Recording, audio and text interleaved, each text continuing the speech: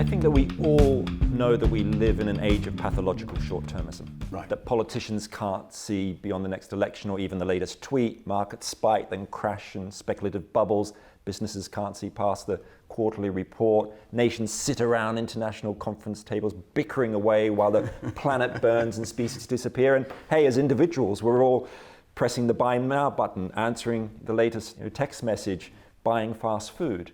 And I think that we recognize the need for more long-term thinking. We need it for public policy, to plan for the next pandemic which is on the horizon, to deal with the climate crisis, to deal with tech threats like from AI-controlled lethal autonomous weapons or from synthetic biology. Yet we don't really know what long-term thinking is. We don't talk a lot about it. We don't try and pull it apart. So I think it's one of these things where I feel there's like a conceptual emergency. We know we need it. We don't know what it is. What is it? Right, and what is it? Because we are paradoxical human beings. We are able to do both things. So if you were to define it, how do you define being a good ancestor?